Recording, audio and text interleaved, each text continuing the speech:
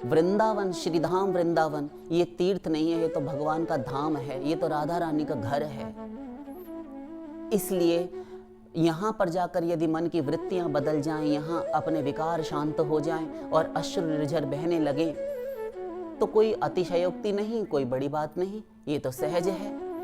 तो इसलिए आंसू बहते हैं क्योंकि वहाँ का वातावरण, प्रेमियों का संग आपको प्राप्त है। संतों महात्माओं की वह भूमि है, प्रेमी भावुक भक्तजनों महाभागवतों की वह भूमि है, राधा रानी का घर है, वह धाम है। वहाँ जाकर वृत्तियाँ यदि बदल जाएं तब तो फिर कोई बात ही नहीं है, इसमें कोई आश्चर्य नहीं होना चाहिए।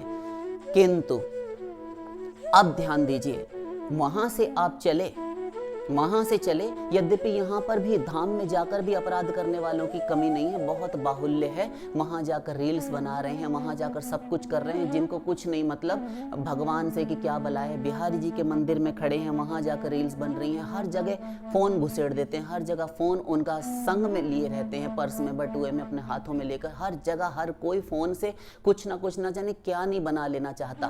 भगवान भी अछूते ना रहे, असंस्पृष्ट ना रहे, मंदिर भी नहीं बचे, धाम नहीं बचे, तीर्थ नहीं बचे, हर चीज की आप एक वीडियो के माध्यम से ना जाने क्या क्या परोसना चाहते हैं सोशल मीडिया पे। ये नहीं करना चाहिए, नहीं करना चाहिए, ये अपराध है।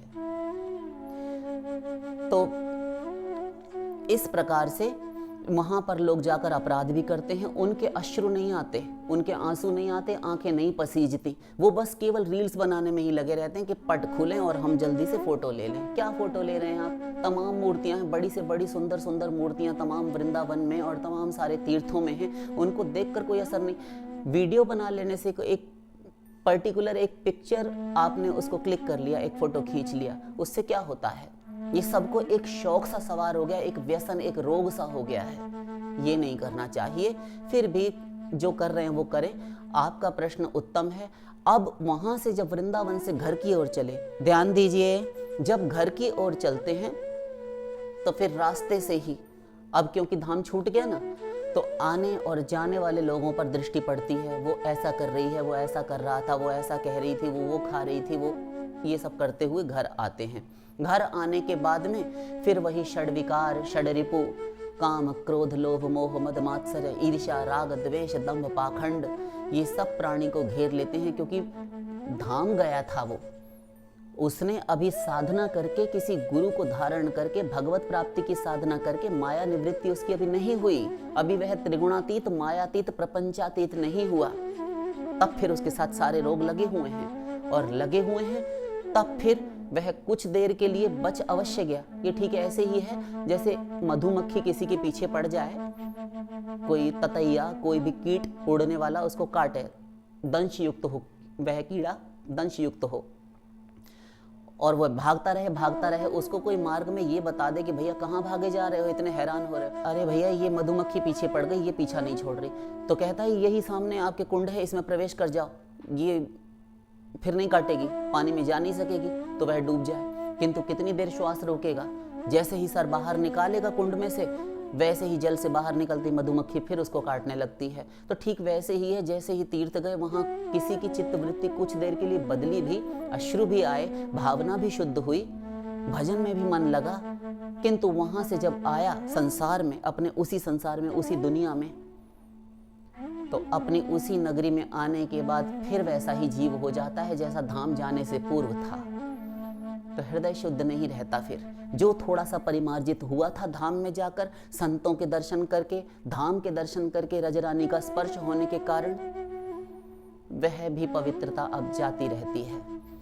तो ये अश्रु उत्तम है, किंतु यही स्थिति, ध्यान दीजिए, यदि यही स्थिति जो धाम में अभी थी, यह उत्तरोत्तर बढ़ती जाए और वहीं से दृढ़ संकल्प होकर चले कि अब मैं ये जो अश्रु आ रहे हैं, इनको मैं परमात्मा प्रभु के लिए ही बहाऊंगा अथवा बहाऊंगी, ये उन्हीं के लिए प्रवाहित होंगे। अब किसी सांसारिक दुख अथवा संबंधी के मिलने, बिछुड़ने अथवा हानि लाभ के लिए नहीं बहेंगे, केवल भगवान के लिए बहेंगे।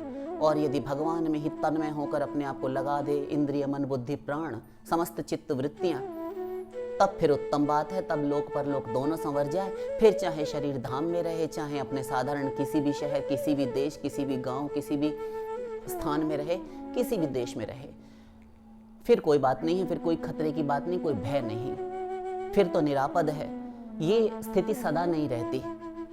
सदा अश्रुआएं भगवान के लिए, उनकी प्राप्ति के लिए रोना आने लगे, तब समझना चाहिए कि हमारे आंसू सच्चे हैं। वरना वहाँ धाम में जाकर थोड़ी वृत्ति बनी, घर पर आकर फिर हम वैसे ही हो गए, तो फिर वो आंसू ठीक नहीं है, फिर वो अश्रु वैसे अश्रु नहीं है। क्योंकि हम पवित्र हुए, शुद्ध हुए, किंतु अशुद्ध होने के लिए हुए, वापस घर गए और हम फिर वैसे ही हो गए।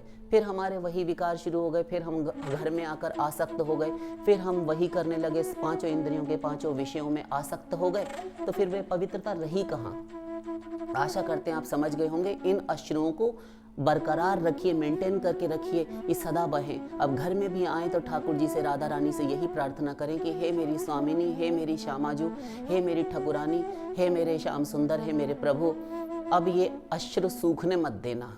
जब तक तुम मिल ना जाओ, या अश्रु में बहाती रहूं अथवा बहाता रहूं, बस अब तुम मिल जाओ, अब मुझे और कुछ चाहिए नहीं। मुंह से ना बोले, हृदय से बोले, हृदय से भावना, और फिर एक बार को मुंह से ना भी निकले, हृदय के भाव भगवान जान लेते हैं कि ये सचमुच मेरी प्राप्ति करना चाहती है अथवा चाहता है।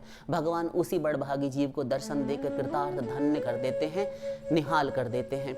तो आपको इस प्रकार से भगवान में लगना चाहिए, और ये अश्रु तब तक बहाइए जब तक स्वयं राधा रानी और ठाकुर जी अपनी नीली साड़ी के आंचल से और ठाकुर जी अपने पीताम्बर से स्वयं आप आकर आपके इन अश्रुओं को, बहते हुए आंसू को साक्षात प्रकट होकर ना पहुंच दें, आपको भगवत प्राप्ति ना हो जाए, तब तक ये आंसू बहना बंद नहीं होना चाहिए। तब ये आंसू सच्चे हैं, शुद्ध हैं, विशुद्ध हैं और पूर्णतया सत्य हैं।